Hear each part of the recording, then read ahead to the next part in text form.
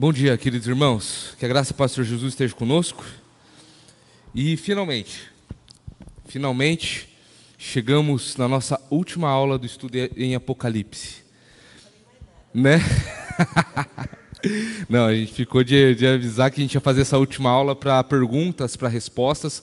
Semana passada desafiamos os irmãos aí a trazerem seus comentários, suas perguntas, suas respostas.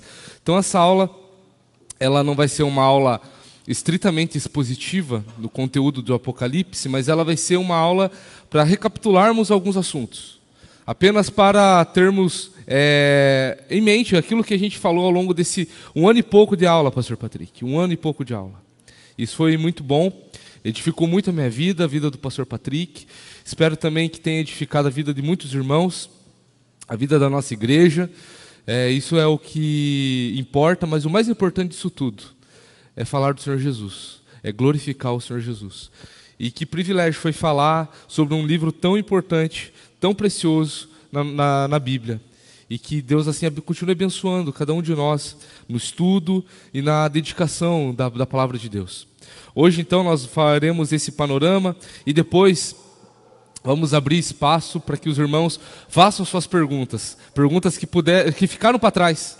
Perguntas capciosas. O que é, por exemplo, quem é o anticristo? Não é o Donald Trump. Não é o Donald Trump. Muitos pensam que é, né? Então, tem muitas teorias sobre isso. Mas tem muita gente também que não compreendeu a boa teologia também de Apocalipse. E começa a fazer invenções. Mas nessa série de aulas, cremos que tivemos a oportunidade de esclarecer muitas dúvidas, quebrar muitos misticismos em torno desse livro. E os irmãos podem trazer suas perguntas novamente a essa aula sobre Apocalipse, que, se Deus assim permitir, pela capacidade que Ele nos dá, iremos responder para que Ele seja glorificado. Mas, por mais que seja uma aula que não tenhamos uma exposição completa do livro ou de alguma passagem, eu quero ler uma passagem bíblica com os irmãos. Apocalipse capítulo 1, versículo 3. É a primeira bem-aventurança que encontramos em Apocalipse. E fala sobre qual deve ser a nossa postura diante da palavra de Deus e diante da nossa intimidade com o Senhor, quando lemos a palavra dele. Diz assim: bem-aventurado aquele que lê, e bem-aventurados aqueles que ouvem as palavras da profecia e guardam as coisas nela escritas, pois o tempo está próximo. Vamos orar? Bondoso Deus, louvado seja o seu nome. Obrigado porque o Senhor nos chama para a sua maravilhosa luz, e nisso o Senhor também nos denomina como bem-aventurados. Nos ajude, Deus, a permanecer na sua palavra, a ouvir e a guardar a sua palavra, Deus, a falar sobre a sua palavra também. Nos ajude, Deus, porque ela é muito preciosa para nós, ela carrega também as palavras de vida eterna que o Senhor ensina, que o Senhor revela a cada um de nós. Obrigado, Deus, por esse tempo. Que o Senhor seja louvado, Pai, nessa aula, e que tudo aqui, Pai, tudo que formos fazer, Deus, seja para honra e glória do Seu nome, apenas, exclusivamente. Nos ajude, Deus, a compreender, Deus, através da iluminação do Seu Santo Espírito, aquilo que o Senhor tem para nós essa manhã. Te louvamos em Teu nome, Jesus. Amém. Meus irmãos, então, recapitulando o livro de Apocalipse. O livro de Apocalipse, como nós vimos ali na primeira palavra, ali no versículo 1 do capítulo 1, revelação de Jesus Cristo, a qual Deus lhe deu para mostrar aos seus servos as coisas que em breve devem acontecer e que ele, enviando seu anjo, deu a conhecer ao seu servo João. A primeira palavra ali, revelação, é o termo grego, apocalipsis. É a primeira palavra, por isso que o nome do livro é Apocalipse. Apocalipse não significa fim do mundo. Apocalipse significa revelação. De uma forma mais literal, significa tirar o véu. Ou seja, aquilo que estava coberto, agora foi retirado o véu para que nós possamos, então, ver. Então, é isso basicamente o que significa Apocalipse. Revelação, tirar o véu. E é um evento, claro, é um evento que não é silencioso, é um evento escancarado, é um evento que acontece para que todos nós possamos ver. Por isso que é revelação. Revelação de Jesus Cristo. Percebam comigo, irmãos, o peso que tem essa parte. O contexto para o qual a gente já vai falar para quem que foi escrita essa carta, mas imaginem comigo quando a igreja perseguida, naquele primeiro século, chegam a carta do apóstolo João nas 7 igrejas da Ásia, e de repente, a primeira coisa que é falada, revelação de Jesus Cristo. Uma igreja perseguida, uma igreja atormentada pelos inimigos de Deus, recebendo uma palavra direta de Jesus Cristo. Imagine a consolação e o temor que aquelas pessoas, ao ouvirem essa frase já de início, tiveram. Essa deve ser a nossa postura também. Um sentimento de temor, viver um estilo de vida que entende, que compreende que o que está sendo nos dado não é qualquer coisa.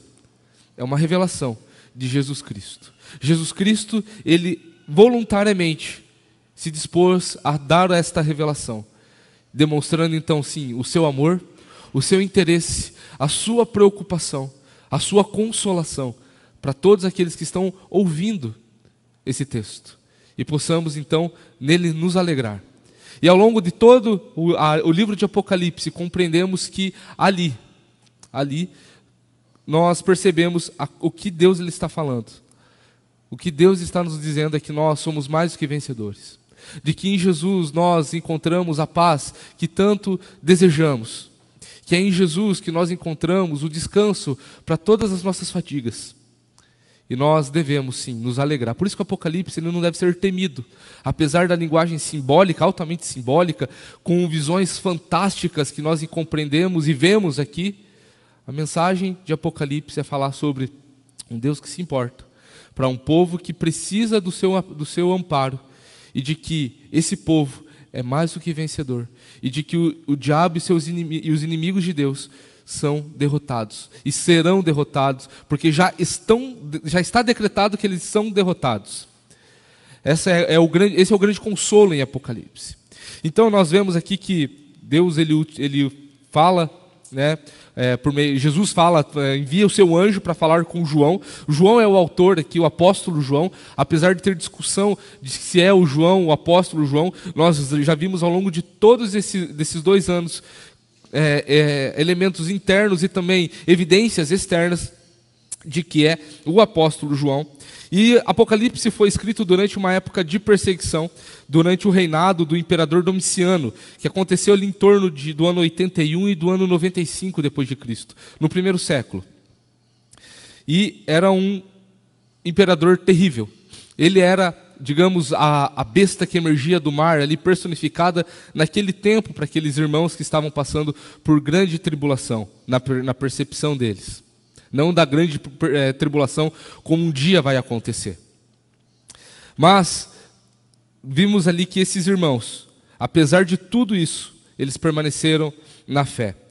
Esses destinatários são as 7 igrejas da Ásia Menor, que são as 7 igrejas que recebem, são o público original, onde Jesus fala sobre problemas e elogios que essas igrejas tinham. Aquilo que alegrava o coração de Deus e aquilo que Deus estava rejeitando. Aquilo que Jesus estava aprovando e reprovando. A igreja de Éfeso, a igreja de Esmirna, a igreja de Pérgamo, a igreja de Tiatira, a igreja de Sardes, a igreja de Filadélfia e a igreja de Laodiceia. Onde 2 dessas igrejas, Esmirna e Filadélfia, são as únicas que recebem elogios. E onde Laodiceia é a única que recebe reprovação. E as outras 4 recebem tanto elogios quanto reprovações. Mas todas sempre com uma promessa de vida eterna. De ser fiel até o fim. De permanecer em santidade até o fim. De abandonar tudo que está afastando aquele povo de Deus do próprio Deus. A persuadir então Jesus ali a uma vida de santidade. A uma vida de justiça perante Ele. Essas igrejas, elas não são simplesmente 7 igrejas locais que aconteceram, que viveram ali no primeiro século. Elas estavam representando o número 7, um número muito importante, como os irmãos bem lembram. É um número muito importante para dizer sobre completude. Então essas igrejas literais, que existiram de fato, falamos sobre cada uma delas aqui, sobre o seu contexto em cada cidade. Essas 7 igrejas estavam ali representando todo o povo de Deus. Todo o povo de Deus ao longo de toda a história. Em todos os lugares do mundo. Onde tem igreja, essas 7 igrejas estavam representando essas igrejas. É por isso que no final de cada advertência, de cada promessa a essas igrejas, a última frase, ou as últimas frases a serem faladas é: aqueles que têm ouvido, ouçam o que o Espírito diz às igrejas.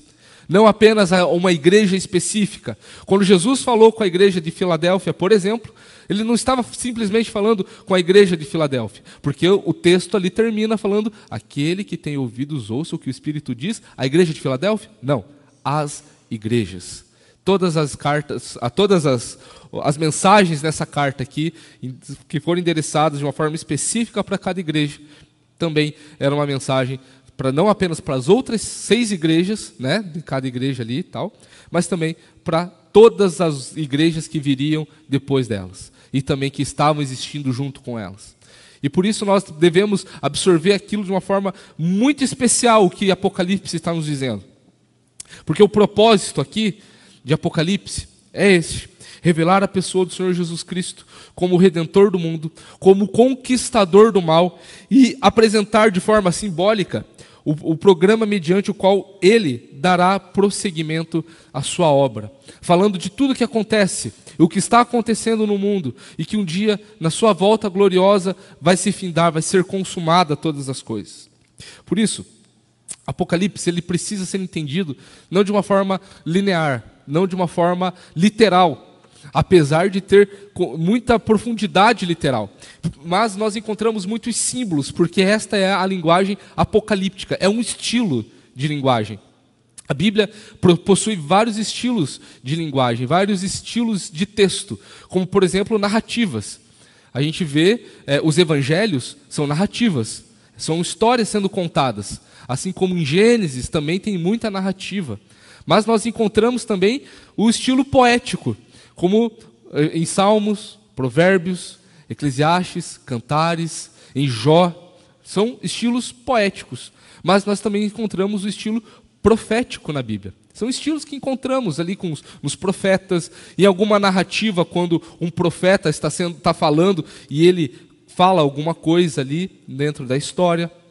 Então, encontramos vários estilos literários na Bíblia. E Apocalipse tem o estilo apocalíptico, de forma muito semelhante com o que encontramos em Daniel, que é um estilo literário profético, mas que tem muita linguagem apocalíptica, revelacional, sobre aquilo que um dia aconteceria na época de Daniel, e agora aqui em Apocalipse, coisas que estão acontecendo e que em breve vão acontecer, como o próprio texto aqui nos fala. Então a linguagem apocalíptica é carregada de simbolismos. E ressaltando isso aqui, a gente já falou isso muitas vezes e é importante para essa última aula.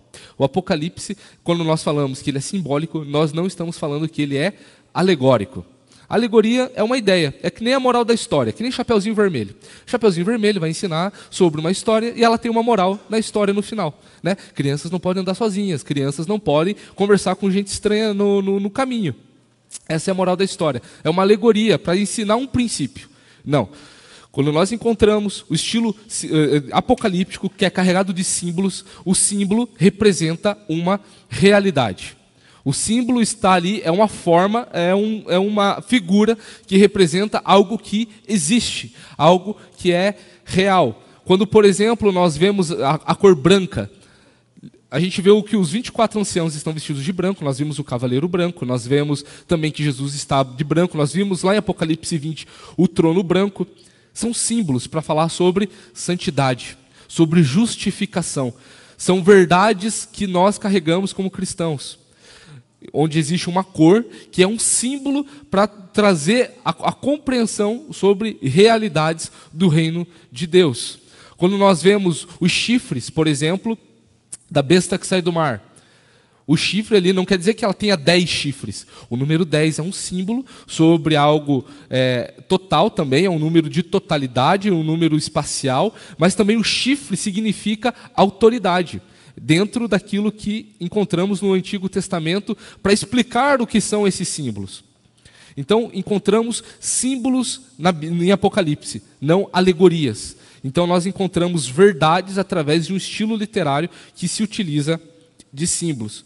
E aqui, vemos que, falando de símbolos, vimos que os números são muito fortes em Apocalipse. Nós encontramos aqui pelo menos 6 números muito emblemáticos em Apocalipse. O número 7 é o principal deles. O número 7 ele fala sobre Deus, sobre os seus propósitos perfeitos, sobre suas garantias. Nós vemos ali as sete sessões de Apocalipse, a gente já vai entrar nesse assunto, né? Nós vemos ali que são 7 bem-aventuranças, que são 7 selos, 7 trombetas, 7 taças, 7 vozes, 7 vens, que a gente viu até semana passada, né? Os 7 vens que Jesus fala sobre a sua garantia nas suas advertências finais. Então o número 7 é muito forte, é o principal número em Apocalipse. O outro número muito importante é o número 4. Nós encontramos o número 4 apontando para a terra, a criação, que é o alvo da evangelização. Quando encontramos, por exemplo, a primeira visão, onde João, depois de falar com as 7 igrejas, ele vai para o céu, numa visão. Essa é a segunda sessão, é a primeira grande visão de Apocalipse, e lá ele vê 4 seres viventes, um semelhante a homem, um semelhante a um touro, outro a uma águia e o outro a um leão. São 4 seres viventes, símbolo da criação que está adorando a Deus. Quando nós vemos a criação adorando a Deus, são sempre atributos de 4: a honra, a glória, o domínio e o poder. São adorações que a criação oferece e rendem ao Senhor. Nós encontramos o número 4, por exemplo, com o 4º cavaleiro do Apocalipse, no 4º selo, onde ali lhe é dada autoridade para causar dano para 1/4 da terra. E ali é carregado também 4 chagas sobre a terra. O 4º cavaleiro do Apocalipse aparece ali no capítulo 6, também com esse sentido do número 4, apontando para a criação. Outro número muito importante é o número 3. O número 3 ele fala sobre o Deus Trino. Nós encontramos a pessoa do Pai, do Filho e do Espírito Santo em Apocalipse. O número 3 também fala sobre os atributos de Deus aqui em Apocalipse. Aquele que era, que é e que há de vir. 3 atributos, falando sobre a sua eternidade, né? Então nós encontramos muito claro esses números, e é por isso que a primeira bem-aventurança nos fala sobre sermos bem-aventurados, porque nós estamos lendo, estamos ouvindo as palavras dessa profecia, e precisamos ter essa postura de prestadores de atenção. Precisamos prestar atenção, porque dessa forma somos bem-aventurados. A Bíblia nos ensina sobre isso. Outro número muito importante que aparece é o número do mal, o número 6. Né? O número 6 representa aquilo que é imperfeito. Ele não é um número 7. Ele é quase o número 7. Ele não é perfeito, ele é imperfeito. Então o número 6, ele é o número atribuído ao diabo e os seus aliados, os inimigos do povo de Deus. É por isso que temos o 666, por exemplo. Né? O imperfeito, imperfeito, imperfeito, 3 vezes. Isso pode ser também visto como um número humano, como encontramos em Apocalipse 13. Interpretar esse número tem sido um grande dilema ao longo de todos os séculos da igreja. Né? Mas o sentido daquilo ali fala sobre a imperfeição. Nós vimos no final, quando aqueles que não entrarão na Nova Jerusalém, nós vimos 6 características daqueles que não vão entrar na Nova Jerusalém, lá no capítulo 21 e no capítulo 22. Então o número 6 ele é muito emblemático. Quando acontece, por exemplo, a abertura do 6º selo, ali é juízo sobre os ímpios. Quando vimos a 7ª trombeta a 7ª trombeta e a 6ª taça, nós também vimos ali que é juízo. Na 6ª taça, por exemplo, os ímpios se rebelam contra o povo de Deus. As nações se juntam, os reis da terra se juntam, e então vão ir contra o povo de Deus e contra o Cordeiro. Então o número 6 ele é muito emblemático em Apocalipse, se referindo ao número das forças, às forças malignas, melhor dizendo. Mas também nós encontramos, também, às vezes mesclado com o número 6, o número 10. O número 10 ele também tem a ver com um pouco, em algumas passagens, relacionado com aquilo que é mal. Como, por exemplo, eu acabei de dar o exemplo, os 10 chifres da besta, né, da besta que sai do mar. Os 10 chifres ali representando uma dimensão total, porque o número 10 ele é um número também que remete àquilo que é perfeito, àquilo que é completo, mas dentro daquilo que é temporal e daquilo que é espacial. Ou seja, quando nós vemos o milênio, a gente já vai falar sobre o milênio aqui, né? Tocar nessa dor de novo, pastor Patrick, nesse assunto que dá pano para manga aqui, né? Temos 3 aulas falando sobre o milênio, só sobre o milênio, está no nosso canal. Então, o número 10 ali, o milênio, ele é o 10 vezes 10 vezes 10. Ele é o 10 ao cubo. Quando encontramos a Nova Jerusalém, então é 12.000 estádios, né? O 1000 novamente aparecendo ali. Quando nós vemos sobre a quantidade dos santos, os 144.000, encontramos de novo o número 10 ali aparecendo dentro dessa conta dos 144.000, né? Que fala sobre a completude, o número perfeito do povo de Deus ali, né? Os 144, e a gente já vai ver o que é o número 12 aqui com o número 144. Né? Então o número 10 fala sobre esta completude no que diz respeito a períodos de tempo, a espaço, a dimensões e tudo mais. Né? Como, por exemplo, a igreja de Esmirna, ela recebe uma promessa de que ela passaria por uma tribulação de 10 dias. Né? Que o diabo ia lançar muitos na prisão, mas que o encorajamento de Jesus é para que eles fiquem fiéis até a morte e que eles ganhariam a coroa da vida. Então, nós vimos que quando o número 10 ele é falado sozinho, é um pouquíssimo tempo. Tem esse significado, esse sentido de pouco tempo. Mas nós encontramos também o número 10 quando ele é elevado a alguma potência como algo total, completo e perfeito. E nisso nós encontramos também outro número importante, que é o número 12, né? Que é o número da igreja, o número do povo de Deus. Os 144.000, como eu acabei de mencionar, que é 12 vezes 12, 144 vezes 1.000. Né? Então, é muito importante nós nos apegarmos a esse estilo e perceber essas minúcias que encontramos no texto. O número 12 é muito importante. Ali em Apocalipse vai falar sobre que os 144.000 são 12.000 de cada tribo de Israel, mas que isso lá no capítulo 7. No capítulo 14 explica quem são esses 144.000. São aqueles que são os seguidores do Cordeiro. É um número total daqueles que esperam a vinda de Jesus, tanto no Antigo quanto no Novo Testamento. Então a Bíblia ela fala sobre essa esperança escatológica, entrando nesse assunto, né? E existe uma esperança escatológica, tanto no Antigo quanto no Novo Testamento. Tanto um quanto o outro esperam a vinda do Messias, não é verdade? No Antigo Testamento vemos ali que o povo de Deus, o Israel, recebeu a promessa de que o Messias viria. No Novo Testamento, o povo de Deus, a igreja, recebe a promessa de que Jesus, o Messias, retornaria.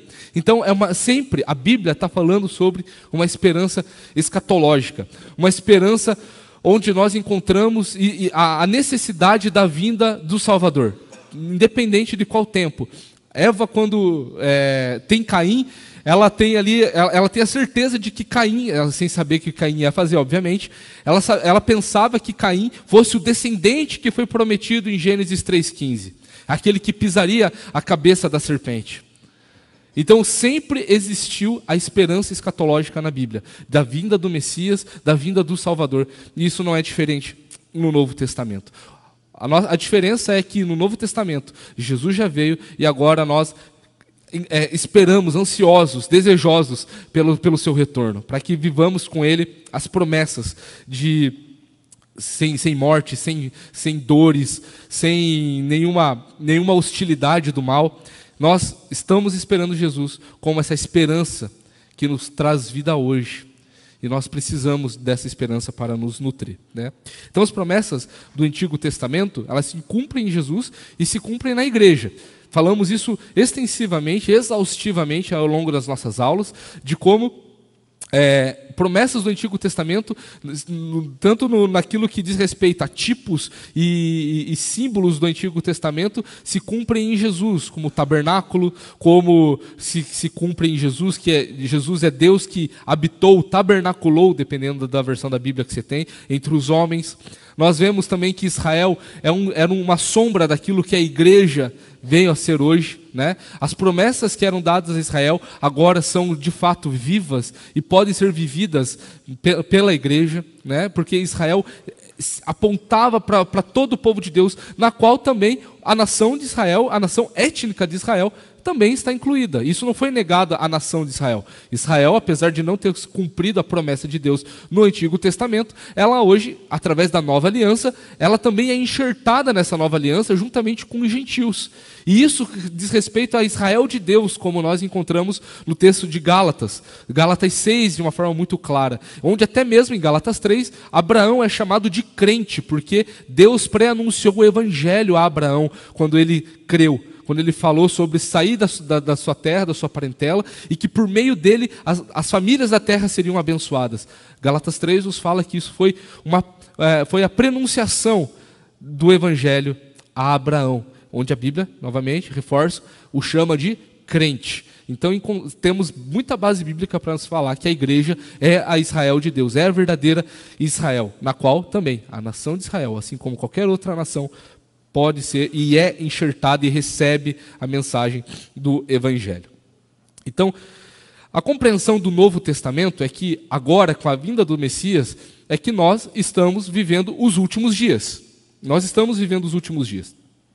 Nós encontramos Jesus falando em suas pregações de que o reino de Deus está próximo. Mateus 4 vai falar sobre isso. Marcos 1 vai falar sobre isso, né? Existe o estabelecimento do reino de Deus e das expectativas escatológicas de Israel na vinda do Messias, né? Então, tudo aquilo que, reforçando aqui, tudo aquilo que Israel esperava na vinda de um Messias, Jesus cumpriu. Existe o fim que já está presente com a vinda de Jesus. É interessante ver que os apóstolos, em suas cartas, eles se referem àqueles dias, os dias que eles estão vivendo, como os últimos dias. É importante a gente lembrar uma profecia, por exemplo, a profecia de Joel 2, quando fala sobre o derramamento do Espírito Santo. Pedro, no sermão em Pentecostes, ele cheio do Espírito Santo, ele retoma esta profecia de Joel, falando que naquele momento se cumpriu aquilo que o profeta Joel falou, há séculos atrás, dizendo que nos últimos dias derramarei o meu Espírito. E Pedro está falando que aquele eram os últimos dias, aquele momento é o que se cumpriu aquela profecia. Ou seja, nós estamos vivendo os últimos dias, né? Paulo vai falar que a vinda de Jesus, e também em Hebreus vai falar, o autor de Hebreus vai falar, que a vinda de Jesus é a plenitude do tempo, que no tempo correto, no ápice dos tempos, Jesus viria, e Jesus veio.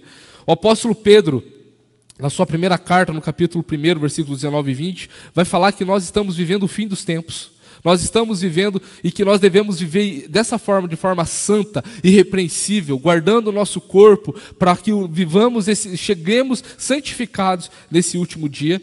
E o apóstolo João, na sua primeira carta, vai dizer que esta é a última hora.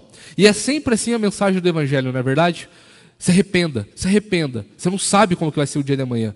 Existe na nossa pregação uma urgência. É necessário, nós aprendemos dessa forma na Bíblia, que a nossa pregação, a pregação do Evangelho, é acompanhada com uma urgência. E logo, nós estamos vivendo esses últimos dias, a fim de aguardando e chegando no último dia, o dia do Senhor, como encontramos em tantas passagens do Antigo Testamento e também aqui no Novo Testamento, né? E o grande sinal disso tudo, como encontramos em Romanos 8, é a marca, o selo do Espírito Santo. Romanos 8 vai falar que nós estamos com o Espírito Santo, e por causa disso, essa é a garantia de que nós estamos vivendo as últimas coisas, de que nós estamos vivendo santificados para que testemunhamos a todos sobre o amor de Deus. Onde até mesmo a criação está clamando pela manifestação dos filhos de Deus, onde o Espírito testifica ao nosso espírito de que nós somos adotados, e por isso clama Abba Pai. É isso que diz Romanos 8, quanto à nossa esperança de viver uma vida desejosa pela volta gloriosa de Jesus Cristo, entendendo que nós estamos vivendo esses últimos dias, né? Mas nós precisamos compreender, e quando formos falar de Apocalipse, que nós estamos falando sobre verdades. E algumas verdades que nós precisamos compreender aqui. Existem pelo menos 5 grandes verdades ao entendermos a nossa esperança na volta de Jesus. A nossa esperança nas doutrinas das últimas coisas. Todo crente verdadeiro, e aqui eu falo irmãos na fé, não estou falando daqueles que têm linhas de interpretação diferente. Estou falando de irmãos na fé. Estes vão crer que Jesus vai voltar. Quem crê que Jesus vai voltar? Eu creio que Jesus vai voltar. Quem crê que Jesus vai julgar vivos e mortos? Eu creio que Jesus vai julgar vivos e mortos. Quem crê que haverá ressurreição? Eu creio que haverá ressurreição. Quem crê que Satanás será julgado e condenado? Eu acredito nisso também. E quem acredita que haverá um período de paz e prosperidade? Eu acredito nisso. O que dá pano para manga é entender como que essas coisas funcionam. Qual que é a ordem dos eventos. E é nisso que eu falo que aqueles que creem nessas coisas são nossos irmãos. Mas e porque creem nessas coisas, agora podemos divergir de como que acontece. A volta de Jesus é antes ou depois da grande tribulação? Existe assunto sobre isso. O milênio é literal ou não é literal? É um período de paz, não é? Mas será um período de paz literal? 1000 anos, cravado assim, ó, dia 1, 1000 anos. Será que vai ser assim? Aprendemos ao longo da nossa jornada de sucesso, né? Né, Kelly? Nossa jornada de sucesso, que aqui em Apocalipse, que nós não defendemos esta linha de interpretação. No entanto, essas diferenças só diz respeito às ordens dos eventos. Se o irmão na fé discorda da nossa linha de interpretação e ele concorda ali nesses assuntos que nós levantamos a mão aqui dizendo que cremos, está tudo certo. A gente pode debater, a gente pode trocar ideia. Nós vamos estudar juntos a palavra de Deus para ver qual que é o que faz mais sentido, que sintoniza melhor com aquilo que a palavra de Deus está falando. O que nós não podemos é acrescentar, vimos semana passada sobre isso, acrescentar doutrinas que não estão na Bíblia, né? Se nós não acreditamos que Jesus vai voltar, se nós não acreditamos que haverá ressurreição, olha, temos um problema de fé aqui, temos um problema de dogma, não apenas de doutrina, mas de dogmas, são doutrinas essenciais para a nossa fé. O como agora a gente vai discutir, tá tudo bem, a gente senta, conversa, debate, né? E para nisso existem linhas de interpretação. Nós vimos essas linhas de interpretação várias vezes, né? Pode colocar para mim aí, Diegão, por favor? Só recapitulando. Nós vemos a primeira linha de interpretação, que é a mais antiga, que é o pré-milenismo histórico, né? Se os irmãos lembram desse gráfico, né? Onde acontece onde tem a cruz, é a vinda de Jesus, a sua obra redentora e tudo mais. Ali ao longo da história tem a grande tribulação, a igreja passa pela grande tribulação. Jesus ele vem. Existe um período de milênio, né? Jesus vem em Apocalipse 19, milênio, Apocalipse 20, depois do final do milênio, juízo final, né? E estado eterno. Então a gente encontra nessa linha, é uma das linhas mais antigas da igreja. E é uma linha bem clássica, é uma linha que até a gente concorda em até certa medida de que a igreja passará pela grande tribulação. Acho que é uma ideia muito claro ao longo da história da igreja. Existiam até irmãos que acreditavam que estavam passando pela grande tribulação, mas não, a grande tribulação ainda é um evento que acontecerá. Próximo slide, por favor. Aqui nós vemos o pré-milenismo dispensacionalista. É uma linha que tem cerca de 200 anos. ela fala dispensacionalismo porque é uma linha que interpreta que a história viveu por 7 dispensações, né? A dispensação da inocência antes do pecado, depois mais 6 dispensações depois dessa, onde nós estamos vivendo hoje a dispensação da graça, e a última dispensação é o milênio dentro dessa linha de interpretação. Essa é uma linha extremamente literalista de Apocalipse. Lê Apocalipse de uma forma cronológica, né? Seguindo cada evento ali como se lê um texto. No entanto, o estilo literário não nos permite que seja tão simples dessa forma a interpretação e a leitura de Apocalipse, né? Então ali a gente vê novamente Jesus cumprindo a sua obra redentora, a história da igreja. A igreja então é arrebatada, não fica nenhum crente de verdade aqui. Existe a grande tribulação para o povo judeu, para que o povo judeu, então, venha se arrepender. Então, Jesus volta com a igreja, Apocalipse 19, instaura o milênio, de uma forma muito parecida com o pré-milenismo, por isso que é pré-milenismo, Jesus volta antes do milênio, pré-milênio, né? Então, Jesus voltando, instaura o milênio, depois tem o juízo final, onde tem duas, na interpretação literal do milênio, existem 2 ressurreições, uma antes do milênio e uma depois do milênio. A primeira ressurreição para santos, a segunda ressurreição, condenação, ressurreição dos ímpios, né? Existem muitas dificuldades nessa linha de interpretação, falamos bastante sobre essa linha, até buscamos aqui, de certa forma, refutar alguns pontos, porque esta é a linha mais famosa que existe no Ocidente, na América, por exemplo. É a linha que você vai ver, por exemplo, muitos cristãos, muitos pentecostais com bandeira de Israel. Já viram isso? Muitos pentecostais com bandeira de Israel. Tem igrejas até mesmo que colocam bandeira de Israel, não é? Porque se acredita numa linha dispensacionalista, onde Deus ele vai voltar para tratar com os judeus. Onde Israel, na verdade, é o relógio de Deus, até alguns falam dessa forma. Israel é o relógio de Deus para os eventos das últimas coisas, né?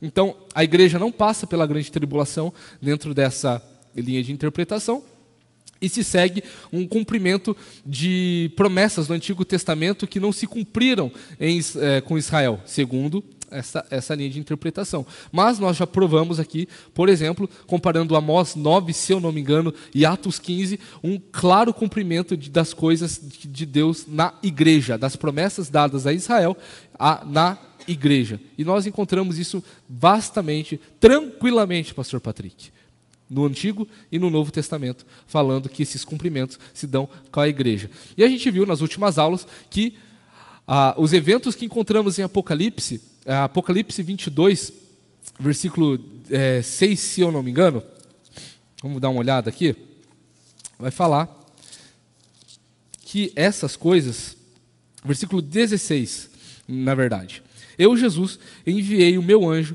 para dar testemunho dessas coisas a vocês nas igrejas. Ou seja, os 7 selos, as 7 trombetas, as 7 taças, tudo isso, tudo que aconteceu em Apocalipse que nós vimos aqui, ela não é um estilo futurista, apenas que aconteceu lá no futuro, mas que está acontecendo, porque é testificado para as igrejas. Para as igrejas. Encontramos isso textualmente, não precisamos nem interpretar, lemos simplesmente a Bíblia. Próximo slide, por favor. Esse aqui é o pós-milenismo, ele também é uma linha bem antiga, né? O pós-milenismo não acredita num milênio estritamente literal, mas fala sobre um período de tempo de grande paz, onde a igreja, pela pregação do evangelho, entrará num tempo de ouro, por assim dizer. Então, Jesus ele virá depois desse período de grande bonança, né, de grande alegria por causa da pregação do evangelho. No entanto, o problema do pós-milenismo é ignorar coisas como, por exemplo, que Jesus fala que nos últimos dias, será que vai ter fé? Nos últimos dias, olha, a pedrada vai ter no povo de Deus. Jesus ele deixa isso muito claro nos evangelhos. Então, o grande problema do pós-milenismo é isso. E o pós-milenismo ele era muito forte, até no início do século passado. Aconteceram 2 eventos, assim, simples, que fizeram o pós-milenismo ser meio que abandonado. A Primeira e a Segunda Guerra Mundial. Duas guerras devastadoras que nunca tinham acontecido na história da humanidade. Então, muitos adeptos do pós-milenismo abandonaram o pós-milenismo porque, como assim? O mundo está indo para uma era dourada de pregação do evangelho, missões. Está acontecendo, claro. Mas a gente também tem percebido que a fé de muitos tem se esfriado. Essa é uma realidade que nós não podemos negar. E a próxima linha de interpretação é o amilenismo. Né? Ou milênio em realização, né? Eu gosto muito desse termo, que é a linha que nós defendemos aqui ao longo desse ano, entendendo, respeitando o estilo literário de Apocalipse, não alegorizando, mas vendo tudo aquilo que a gente falou agora há pouco sobre o estilo literário de Apocalipse, né? Onde nós vemos que são eventos que acontecem da primeira à segunda vinda de Jesus, onde Apocalipse é dividido em 7 sessões, pode passar para o próximo slide, e nessas 7 sessões está falando sobre quem é Jesus, sobre os seus propósitos. Então, a primeira grande sessão, Apocalipse de 1 a 3, Jesus falando com seus destinatários, né? Falando por meio dos 7 candeeiros, que são as 7 igrejas, ali numa revelação fantástica a João na ilha de Patmos, né? A ilha prisão do Império Romano. A segunda sessão nós encontramos ali a visão do céu e dos 7 selos, Apocalipse de 4 a 7. O capítulo 7 é um interlúdio para falar sobre quem são aqueles que conseguem ficar de pé no dia da ira de Deus e do Cordeiro. Próximo. Terceira sessão fala sobre as 7 trombetas, que são o que acontece com os ímpios. Quais são os sinais que estão sendo dados aos ímpios para que eles se convertam. Quarta sessão, o dragão, e aqui a sessão central de Apocalipse, onde fala sobre o dragão, sobre o anticristo, o falso profeta, onde eles são levantados para causar e castigar o povo de Deus e perseguir o povo de Deus. Mas esses são no capítulo 14 nós vemos que os 144.000, que apareceu lá na sessão dos selos, eles estão de pé com o Senhor Jesus, e a posição de estar de pé significa vitorioso, significa aquele que não é abalado. Então esses 144.000, a igreja ali representada nesse número, estão ali junto com Jesus, né? Onde Jesus ele vem pisar o lagar da ira de Deus, né?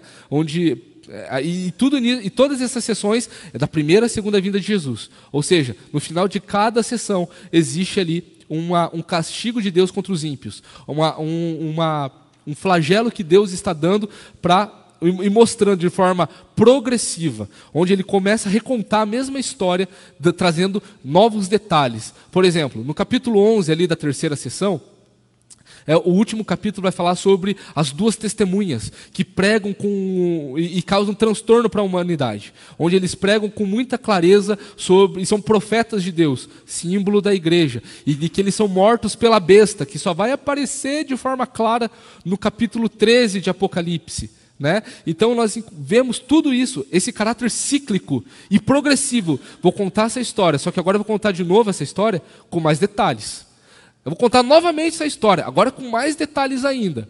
Esse é o sentido da literatura apocalíptica. Próximo slide, por favor. A quinta sessão fala sobre as 7 taças, totalmente relacionada com as 7 trombetas. Digamos, a completude daquilo que foi tratado lá nas 7 trombetas, dos capítulos 15 a 16. A sexta sessão, dos capítulos 17 a 19, vai começar a falar sobre o último grande aliado do dragão, que é a grande meretriz, o sistema luxurioso que tem como objetivo tentar os crentes e fazer com que os ímpios sejam cada vez mais ímpios. E a partir desta sessão, começam então as derrotas de forma decrescente dos inimigos de Deus. A última que apareceu, a grande meretriz, é a primeira a ser derrotada. E ali no capítulo 19, a volta gloriosa de Jesus com a sua igreja, e ali condenando o anticristo e o falso profeta. E depois na última sessão, capítulo 20 ao capítulo 22, próximo slide, a grande consumação, onde nós vemos então o diabo sendo preso, novamente contando a mesma história, onde o diabo ele é preso pela pregação do evangelho, e esse tempo de 1000 anos é o tempo onde a igreja está reinando, um tempo completo, 10 vezes 10 vezes 10, completude, plenitude de um espaço e de um tempo, onde Satanás está restrito pela pregação do Evangelho. Ele não consegue mais enganar as nações como ele enganava no Antigo Testamento, onde só Israel ouvia sobre as promessas e as bênçãos de Deus. Agora todas as nações ouvem e veem a maravilhosa luz de Jesus. Então encontramos aqui de uma forma muito clara esse caráter cíclico de Apocalipse. E ali, depois de uns 1000 anos, Satanás é solto. E depois ele causa a grande tribulação por um tempo, onde ele junta toda uma multidão para ir contra o povo de Deus e o próprio Cristo. Então eles são derrotados. Não há batalha, apenas massacre sobre o diabo e seus seguidores. Então o diabo é lançado num lago de fogo, onde já está a besta e o falso profeta. E ali também são lançados aqueles que têm a marca da besta. E depois lançado no lago de fogo, os 2 primeiros inimigos que nós encontramos lá no 4º cavaleiro, a morte e o inferno. Os inimigos de Deus são derrotados em Apocalipse. Essa é a grande consolação que encontramos em Apocalipse, diante de igrejas que estavam passando por grande tormento, que estavam passando por muitas dificuldades por causa da sua fé. E nisso nós sabemos que Apocalipse é esse livro de consolação. Fala sobre Jesus. E é uma consolação para a igreja ao longo de todos os tempos, onde Jesus revela seu controle, não apenas sobre a igreja, mas sobre a história, onde o diabo e os inimigos de Cristo já estão derrotados, porque isso está decretado. E onde a igreja, ela tem a sua vitória garantida, porque Jesus, Ele é o Rei dos Reis e o Senhor dos Senhores. Nós encontramos isso quando os inimigos de Deus vão lutar contra o Cordeiro. Escolheram o inimigo errado. Escolheram lidar contra o Senhor dos Senhores e o Rei dos Reis. É esse Jesus que nós servimos. E é por causa de Jesus que nós somos mais que vencedores. Meus irmãos, recapitulamos aqui o que a gente pôde desse tempo, que precioso foi. De uma forma muito pessoal. Foi assim, maravilhosa essa oportunidade de ministrar ao longo desse 1 ano e meio com o pastor Patrick, junto com o pastor Patrick, um livro que eu amo muito. Eu espero que muitos medos dos irmãos, daqueles que estão nos assistindo, nos acompanhando, também tenham sido resolvidos.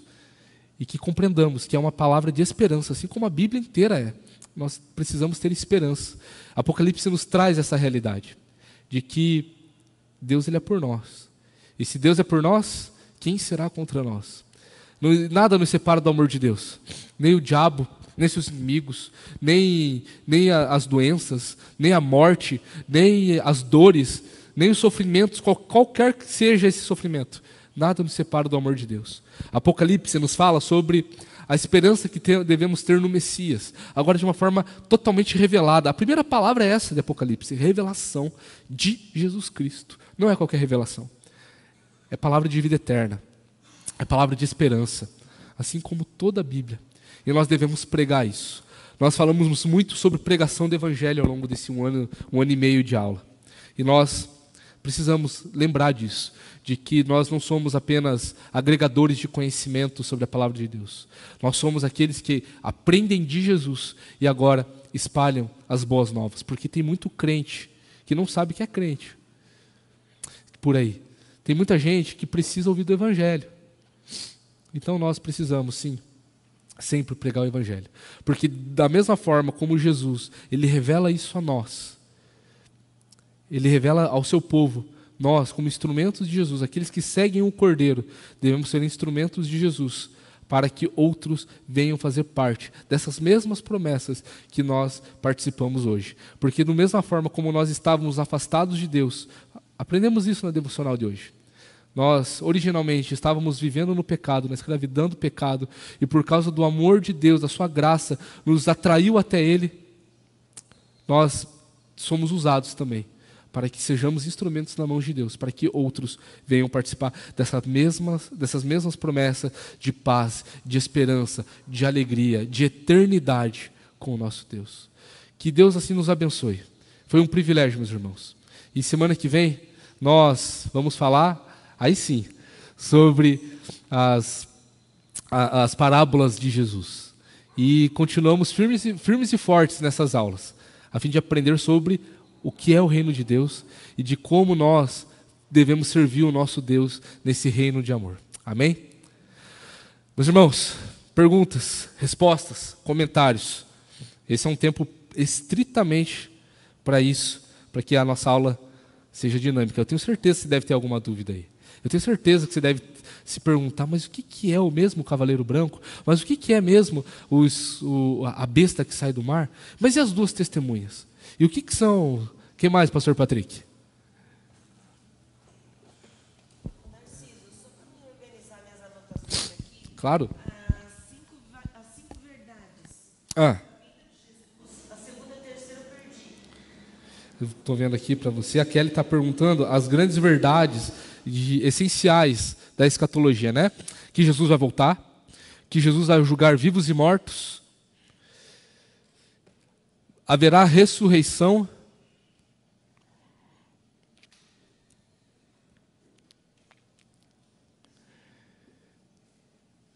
Satanás será julgado e haverá um período de paz e prosperidade.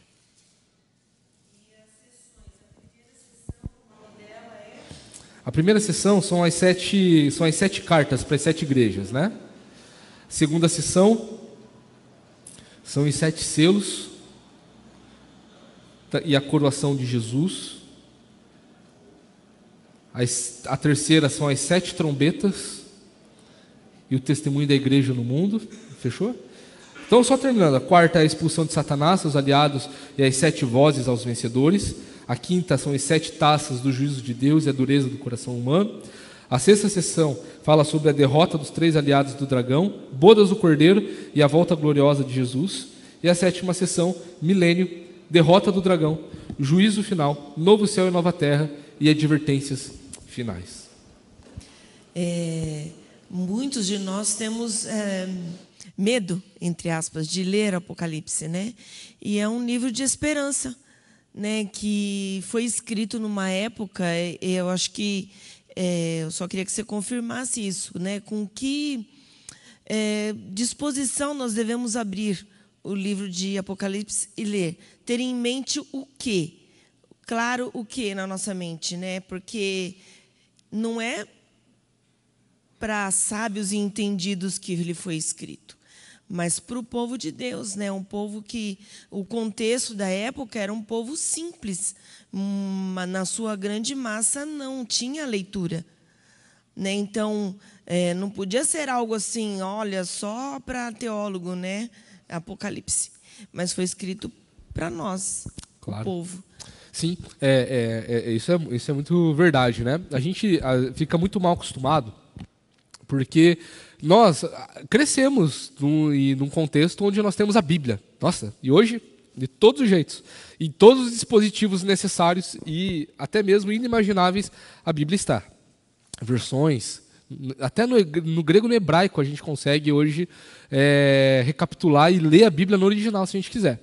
No entanto, essa não era a realidade, como disse a Kelly, do povo original, né, dos destinatários. Isso ao longo de toda a Bíblia é assim, né? Então, muito provavelmente um presbítero ou uma liderança, o pastor da igreja, ele pegava essa carta, Apocalipse aqui João não escreveu 7 laudas, não, João escreveu uma só e essa carta ia circulando entre as igrejas. Então, chegava o líder da igreja, o presbítero, abria o pergaminho, gente, chegou uma carta aqui do apóstolo João, vou ler, e lia. Então, por isso que a primeira bem-aventurança é bem-aventurados aquele que lê e aqueles que ouvem as palavras dessa profecia e as guardam, né? Então, porque isso provavelmente era feito de uma maneira maravilhosa. Então, assim, era um evento, sabe? Era assim, algo... Gente, você tem algum compromisso? Cancela. Chegou a carta do apóstolo João, não é para vocês fazerem mais nada hoje. Vamos lá para a igreja, se amocar lá, provavelmente era uma igreja escondida, porque era uma igreja muito perseguida, e se ouvia isso, se ouvia essas palavras de consolação, essas palavras de alegria, de conforto aqui aos irmãos que estavam sofrendo. Então era necessário prestar muita atenção, porque como nós percebemos, Apocalipse é extremamente cheio de detalhes. Então, tem coisas aqui que provavelmente eu e o pastor Patrick, estudando, lendo comentários, vendo pesquisas, estudando termos no original, muito provavelmente passaram muitos detalhes que nem eu nem o pastor Patrick a gente percebeu, mesmo estudando com muita frequência ao longo desse tempo. Então, assim, é por isso que a Bíblia nos fala que são bem-aventurados aquele que lê, aqueles que ouvem as palavras desta profecia. Ali, tem uma pergunta ali. Por favor, obrigado.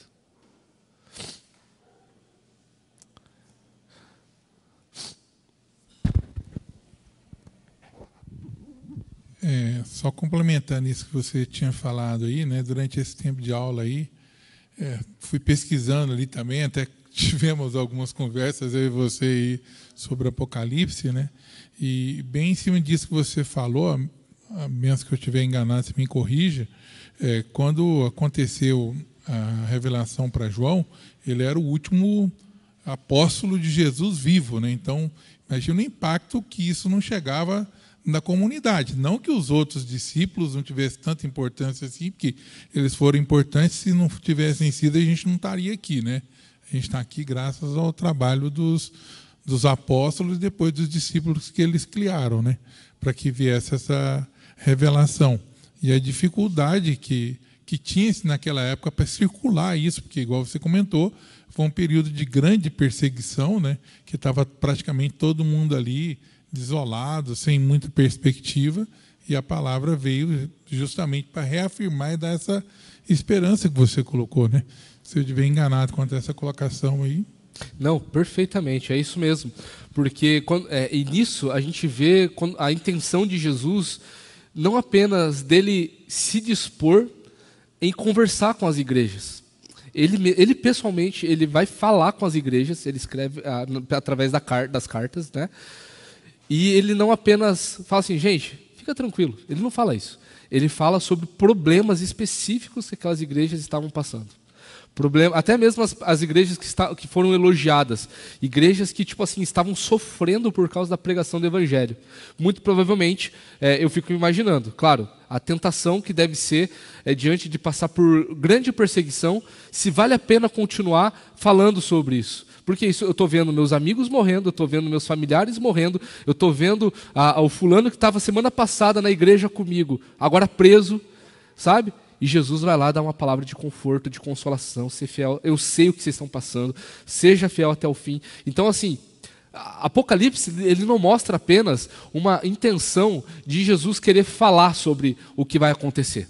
Apocalipse fala sobre uma intenção de relacionamento da parte de Jesus, dele querer se relacionar com a igreja. É por isso que quando João vê Jesus, na sua primeira visão ali, sobre Jesus aparecendo para ele na ilha de Patmos, ele vê Jesus andando entre os candelabros. E claro, isso daí é uma visão simbólica que Jesus está dando ali, né, o que o anjo está revelando, né, Jesus está revelando ao anjo, o anjo está mostrando para João aquilo que ele está vendo. E tinha um porquê de Jesus estar andando entre os candelabros. A Bíblia ali mesmo, em Apocalipse, fala que os candelabros são as igrejas, né? E Jesus está ali, se relacionando, participando daquilo. Não está distante, ele está próximo. Então tem tudo a ver isso que se disse, apesar de ser... eu imagino também a comoção, né? Assim, já seria um grande chamariz. Gente, chegou uma carta do apóstolo João. Vamos ler? Primeira frase, revelação de Jesus Cristo. Nossa, eu fico imaginando uma igreja em prantos, pastor Patrick, diante disso. Diante de olhar para a sua realidade de perseguição. Gente, chegou uma carta do apóstolo João, o apóstolo João está bem. Mas não é só isso. Jesus dá uma revelação para esse apóstolo, Jesus está falando com a gente. Assim, é emocionante imaginar o contexto onde isso se aplicou, da forma como se deu isso. E isso precisa nos confrontar. Será que nós temos a mesma comoção de ver, de olhar para a palavra de Deus e saber, cara, isso aqui é a revelação de Jesus Cristo? Será que a gente tem esse mesmo anseio, essa mesma alegria, esse mesmo temor quando nós estamos lendo a palavra de Deus? Porque a Bíblia toda fala sobre Jesus, não é verdade? Fala sobre Jesus. Então, precisamos ter esse mesmo sentimento que os nossos irmãos do passado tiveram hoje. Mais alguma pergunta, comentário, gente? Narciso. Oi. por esse tempo que a gente está vivendo agora, guerra, né? Anúncio de guerra, o governo nosso aqui do nosso país nem se fala, o mundo inteiro. O que você diria para mim, você que estudou Apocalipse bastante antes de falar com a gente, sobre em que tempo nós estamos, mais ou menos, da volta de Jesus? Referente ao milênio que você acabou de explicar aí. Aham, te peguei. Ai, vou falar aquilo que Jesus falou. Só Deus sabe o tempo. A Bíblia ficou ali. Eu fico ali também. É mais seguro, né? Não, mas eu entendo a sua pergunta. A gente percebe que quando Jesus ele fala no seu sermão escatológico sobre sinais que haveriam, a gente percebe. A gente falou um pouco isso em algumas aulas sobre a doutrina da iminência. A iminência é tipo assim, está acontecendo eventos de algo que vai acontecer. O apóstolo Paulo vai falar sobre, ele vai usar a figura, aí sim é uma analogia, da mulher tendo contrações de parto. Assim, o evento é que vai ocorrer o parto, mas os sinais prévios estão acontecendo, as contrações estão vindo, sobre algo que vai acontecer a qualquer momento. A qualquer momento. Então, quando Jesus ele fala sobre guerras, sobre epidemias, a gente passou por uma bem grande há uns anos, né? Sobre fome, né? Sobre perseguição por causa do evangelho. Essa é uma realidade que acontece hoje. E, Doriana, por favor.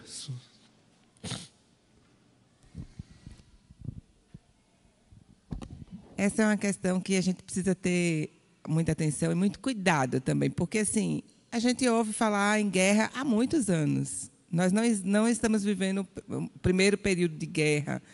Então, assim, eu acho que a gente fica na ansiedade de Cristo voltar. Aí já estamos perto de Cristo voltar, porque estamos vendo novas guerras acontecendo.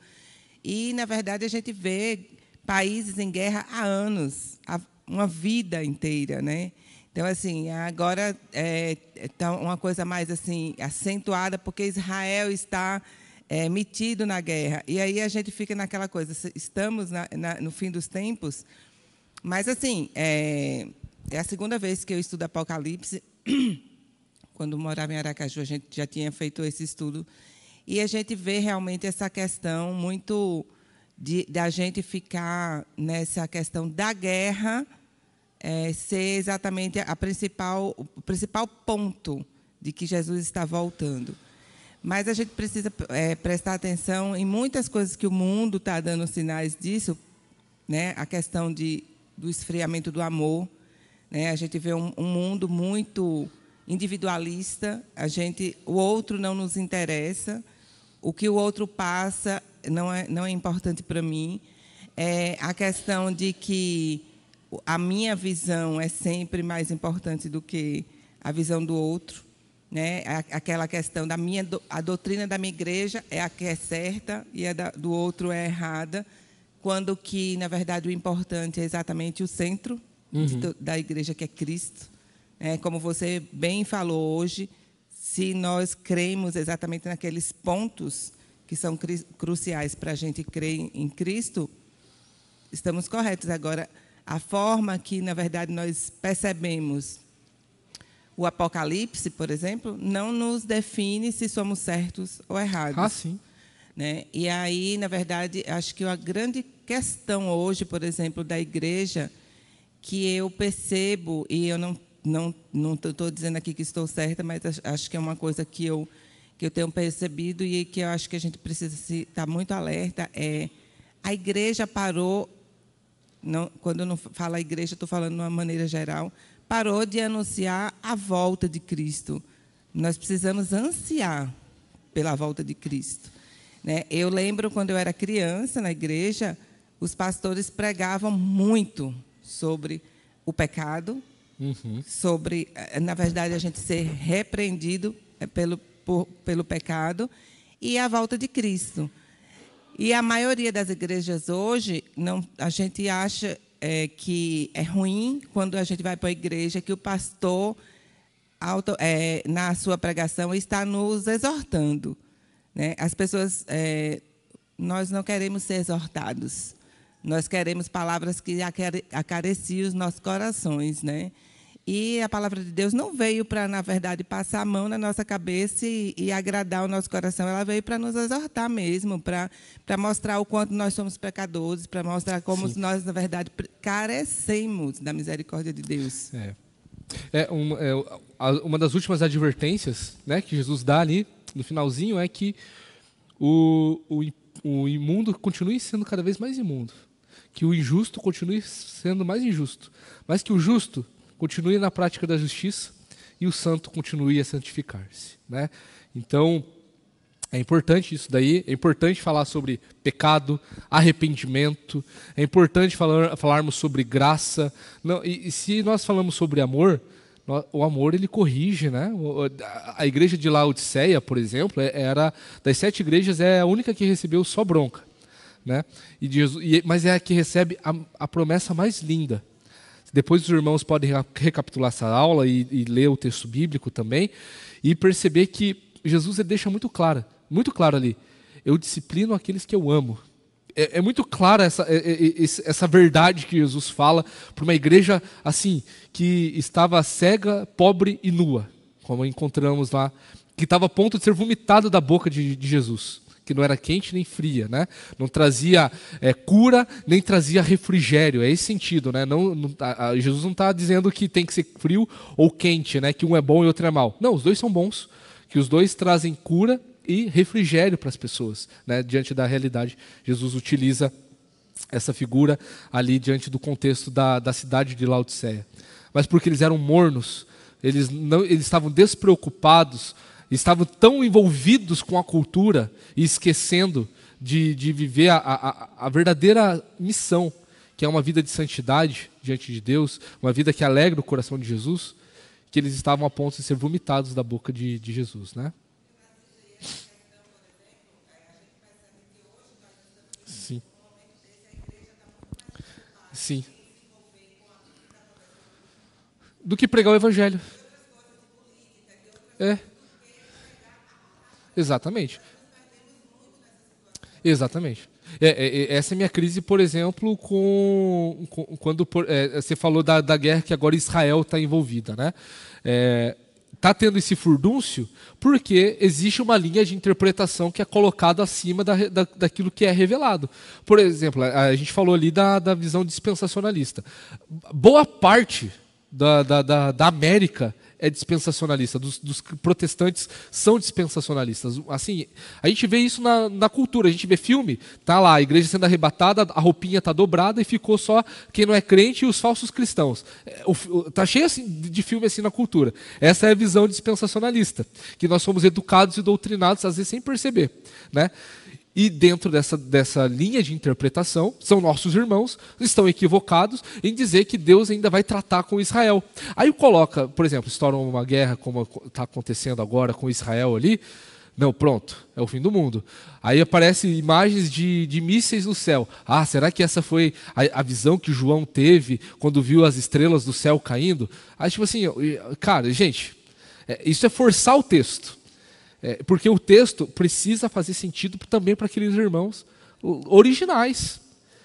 Precisa fazer sentido ali, né? Não apenas no sentido futurista, no sentido hoje apenas. A grande responsabilidade do cristão é vigie, permaneça firme, ser fiel até a morte, e eu vos dar a coroa da vida.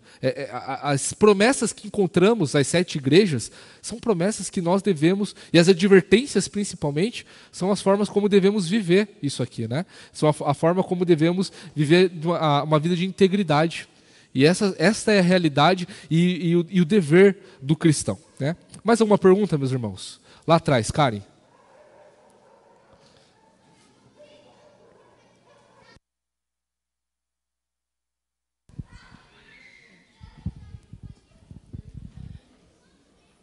Então, eu estava dando uma olhada aqui em Mateus 24, né? E daí falou sobre Israel. Ali eu pensei, ali Jesus estava com os discípulos, e ele falou assim, olhem aqui esse templo, né? Não sobrará pedra sobre pedra. Então, isso, eu acho que é essa ligação bem forte Porque pode ser uma coisa literal, né? Que aquele templo não sobrará pedra sobre pedra. Então, essa questão da guerra ali com Israel, que eu imagino que seja muitos levam isso, né, na literalidade. Essa promessa de Jesus aconteceu no ano 70, com a queda e a destruição do templo, na verdade de Jerusalém ali, né? Quando aconteceu uma rebelião contra o Império Romano, o imperador Tito cercou Israel ali, ele cercou Jerusalém e no ano 70 destruiu o templo. E Jesus estava se referindo àquele templo mesmo. Então, a pergunta que os apóstolos fazem ali, os discípulos fazem no início do Mateus 24 é: quando aconteceram estas coisas, né? A destruição do templo e as últimas coisas. Jesus está falando sobre uma tipologia de como a queda ali de Jerusalém, novamente no ano 70 depois de Cristo, isso também apontaria para um período de grande tribulação, porque os judeus também que estavam ali em Jerusalém, eles foram perseguidos pelo Império Romano de uma forma muito pontual, e onde morreu mais de 1 milhão de pessoas dentro desse cerco que o imperador Tito fez em Jerusalém. Então, por isso que vai falar, tipo, peçam para que não seja a fuga de vocês, seja no sábado, porque no sábado a cidade fechava. Então, aconteceu de uma forma muito pontual no ano 70, isso que Jesus está falando. No entanto, isso tem implicações futuras. Isso é muito comum na Bíblia. A gente vê em Daniel isso acontecendo, a gente depois vai ver no período intertestamentário com Antíoco Epifânio, que foi aquele quem profanou o templo em Jerusalém no ano 150 a.C., sacrificando um porco no templo de Jerusalém. Ele é o que é o chamado de abominável da desolação dentro da cultura judaica, né? Representando um tipo de anticristo também no seu tempo. Então, é muito comum esses cumprimentos, esses apontamentos ao longo da história e da revelação bíblica. Então, quando Jesus está falando em Mateus 24, ele está falando sobre um contexto próximo que iria acontecer no ano 70.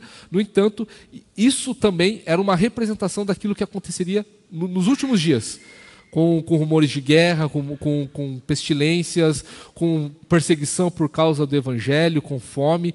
Aconteceu de uma forma muito pontual naquele momento da história, mas também nos últimos dias isso aconteceria também.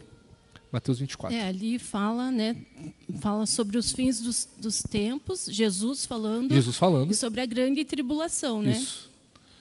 Até talvez era interessante, eu falei para o Daru, esqueci, eu queria ter estudado durante a semana essa ligação, que talvez até poderia ser uma aula, uma sugestão aí, de a gente fazer uma ligação de Mateus 24, porque ali é Jesus pessoalmente falando sobre o fim dos tempos e a grande tribulação. E qual que tem essa ligação com o Apocalipse, né? E até ali daí fala sobre Daniel, daí a gente teria que voltar lá para Daniel, ver qual que é a profecia de Daniel. Então, Daniel assim, 9. Eu acho que o Apocalipse não acaba aqui, eu acho que ainda tem coisas que a gente poderia tem muita coisa para, né, complementar e fazer essas ligações. Se eu não me falha a memória, quando nós falamos sobre os 4 cavaleiros do Apocalipse, que são os 4 selos, ali eles estão relacionados com todos esses sinais dos fins dos tempos de Mateus 24. A gente defendeu aqui que o cavaleiro branco era a pregação do evangelho, né? Vencedor e para vencer, né? O branco nunca é atrelado a forças malignas em Apocalipse. Os nossos irmãos dispensacionalistas falam que é o anticristo, mas é muito estranho que o primeiro decreto de Jesus seja liberar o anticristo. Não é isso, né? É a proclamação do evangelho, né? Jesus ele faz isso quando ele fala: toda autoridade me foi dada nos céus e na terra, por isso vão, né? Ide pregar o evangelho.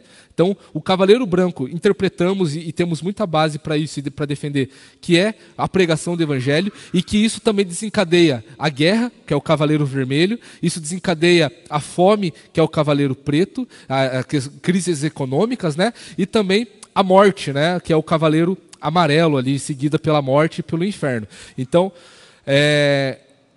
essa relação desses 4 primeiros selos, com esses 4 primeiros cavaleiros, que são consequências de Jesus agora ter autoridade sobre os céus e sobre a terra, e de que agora existe a pregação do evangelho, e que por causa disso existe fome, existe guerra, existe também muita coisas ruins acontecendo, está diretamente relacionado com o que Jesus está falando em Mateus 24, com a pregação do evangelho, tendo rumores de guerra, com doenças, né? A morte, que é o cavaleiro amarelo, ela tem como missão trazer danos para a humanidade, e um desses danos são doenças, né? Então, a gente percebe essa relação muito clara com os 4 cavaleiros do Apocalipse e com Mateus 24, diante desses sinais dos fins dos tempos, com que essas coisas estão estritamente relacionadas. É muito interessante ver como a intenção do apóstolo João, como demonstra ali, e até mesmo a intenção de Jesus é de fazer com que aquilo ali seja claramente demonstrado para nós que aquilo é inspirado, porque não tem contradição. Aquilo que Jesus falou em Mateus, aquilo que Jesus está falando em Apocalipse, se relacionam. É muito interessante. Meus irmãos, mais alguma pergunta? Essa pode ser a nossa última pergunta, nosso último comentário antes de encerrarmos a nossa aula e a nossa série, né? Mais alguma pergunta? Mais um comentário? Observação?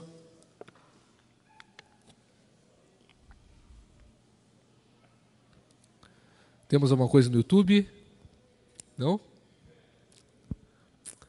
Tudo certo, meus irmãos? Pastor Patrick, alguma observação? O senhor como um dos preletores aí da nossa série? Tudo tranquilo? Meus irmãos, então assim, encerramos a nossa série em Apocalipse.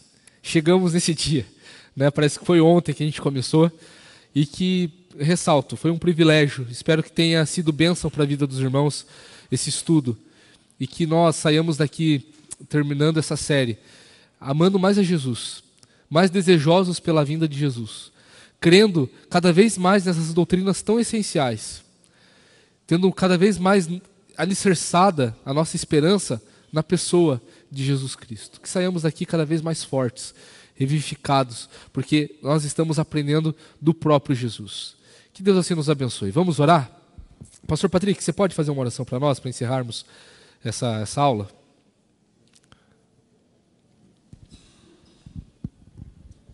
Deus bondoso e maravilhoso, nós louvamos, exaltamos o nome do Senhor nessa manhã. Deus, obrigado pelo privilégio que o Senhor nos deu das aulas de Apocalipse. Obrigado, Deus, porque o Senhor permitiu essa aula acontecer. Louvado seja o nome do Senhor pela Tua palavra e porque o Senhor ainda fala conosco hoje, nos ensina e trata o nosso coração. Louvado seja o Seu nome, que o Senhor proclame a Tua palavra continuamente por meio das nossas vidas, que o Senhor nos inspire a proclamar o Teu Evangelho e inspire a esperança do Evangelho no nosso coração continuamente.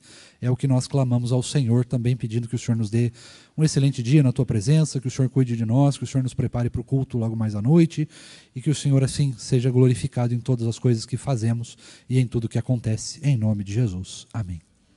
Amém. Meus irmãos, que Deus assim nos abençoe. Semana que vem nós inauguramos mais uma classe de aulas, né? São as parábolas de Jesus. Nós vamos expor as parábolas de Jesus ao longo dos evangelhos. E que Deus assim nos abençoe. Tenha um ótimo dia e nos encontramos mais à noite para louvar o Senhor no nosso culto. Lembrando que às 6 horas temos nosso encontro de oração. Que Deus abençoe e fiquem em paz.